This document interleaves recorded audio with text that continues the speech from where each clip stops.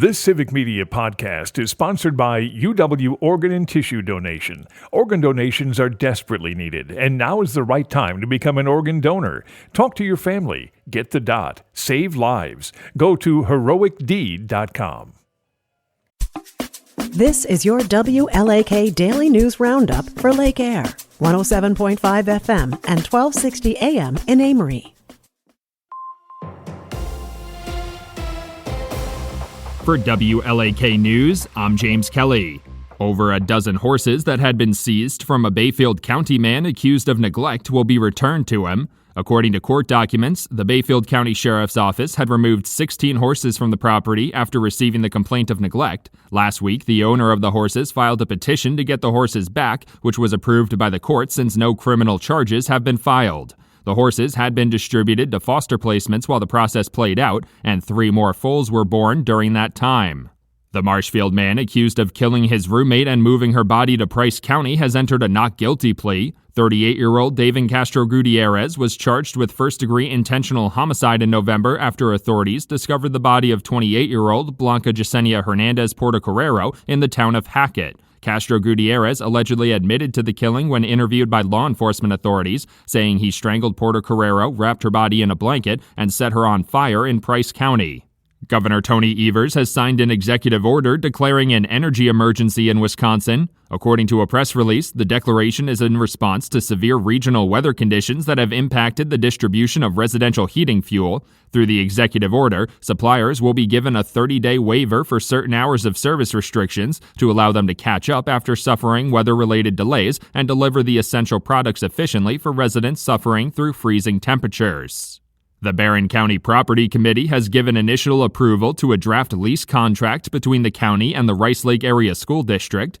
County officials say there are more details to work out, but the finalized contract would allow the school district to use the student center and gymnasium at UW Eau Claire, Barron County. The district is planning to open a learning center in the facility. Under the agreement, Barron County would provide new roofs on the facilities, but the district will be responsible for any other upkeep. Wisconsin Governor Tony Evers has announced record enrollment through the Affordable Care Act in Wisconsin. According to a press release, over 306,000 residents have enrolled in the program this year, a more than 40,000 person increase over last year's record. Those numbers could continue to climb as well, with the open enrollment period open until January 15th. Anyone interested in enrolling can find more information on wiscovered.com and can explore their coverage options on healthcare.gov. AARP Wisconsin has announced they are now accepting applications for their 2025 Community Challenge Grant Program. According to a press release, the program provides grant funding for quick action projects to improve quality of life in communities across the state, specifically targeting residents who are 50 and older. The projects could include things like upgrading transportation, housing, and digital infrastructure, or improving public places. The organization will be accepting applications from local nonprofits until March 5th. A Rice Lake man who attacked a 73-year-old on a city trail has been sentenced to prison. According to court documents, 60-year-old Robert Morrison agreed to a plea deal on an aggravated battery charge in October, and the charge of physical abuse of an elder person was read into the record and dismissed as part of that deal. Morrison reportedly attacked the victim on the Red Cedar Trail in March, biting off the tip of his finger during the attack. He was sentenced to 7 years in prison and ordered to pay over $27,000 in restitution. A Hayward man is facing decades in prison after being accused of maintaining a drug trafficking premises. According to court documents, 33-year-old Nathaniel Johnson was charged with possession of over 50 grams of methamphetamine and possession of fentanyl. If convicted, he faces a minimum of 5 years in prison and maximum of 40 years on the methamphetamine charge and 20 years on the fentanyl charge. The investigation was conducted by the Sawyer County Sheriff's Office, Hayward Police Department, State Patrol, and DEA.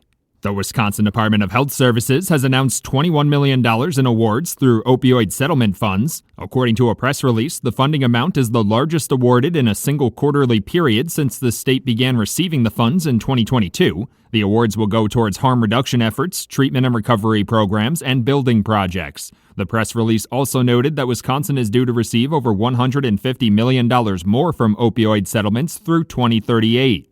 The Wisconsin Department of Natural Resources is now accepting entries for the 2026 Wisconsin State Park and Forest Vehicle Admission Pass. According to a press release, the DNR's design contest is open to any high school-aged student in the state. Entries should be focused on themes of outdoor recreation, animals, or plants in Wisconsin. The required guidelines for the designs, examples of past winners, and design tips are available on the DNR's website. Entries must be submitted by April 30th. For WLAK News, I'm James Kelly. Is Jordan Love ready? Hi, I'm Mike Clemens with sports. The Packers face the Eagles Sunday in the wild card playoffs. Quarterback Jordan Love dealing with an elbow injury suffered during the Bears game that left his throwing hand numb for a few days. It's still bothering him throwing in practice. Yeah, it's more my elbow, covering that. Soreness? Yes. So how did he look yesterday? Could he run the offense? Head coach Matt LaFleur. Yeah, he looked fine. He looked good. Game time Sunday at 3:30. We'll have reports from Philly. NBA, the Bucks in Orlando tonight against the Magic. In Madison, the Badgers host Minnesota. Baseball, the Brewers reaching agreements with 5 players, including pitchers Aaron Savale, Yoel Payamps, and last year's closer Trevor McGill. This is my favorite town, favorite stadium and everything. Yeah, I really love this place. You know, it's baseball in Milwaukee, and these fans show up every day for us, and you can feel it. They could not reach a deal with catcher William Contreras, who is headed to arbitration. With sports, I'm Mike Clemens. On your entertainment beat, I'm Pete Schwaba. On the heels of the Golden Globe Awards last weekend, the Screen Actors Guild has announced its nominees for acting in movies and TV. Focusing on the TV side, Shogun led the way with 5 nominations, including Best Acting Ensemble, as well as individual acting awards for cast. Joining Shogun in the nominations for Best Cast Ensemble in a drama series are The Day of the Jackal, Slow Horses, and The Diplomat. Best Ensemble Cast in a comedy series included Hacks, The Bear, Abbott Elementary, Only Murders in the Building, and Shrinking. Something it might be worth noting, this is the year of the comeback, as actresses like Jodie Foster, Pamela Anderson, Jamie Lee Curtis, and Demi Moore all received nods for their acting talents across TV and film platforms. The Screen Actors Guild Awards air February 23rd on Netflix.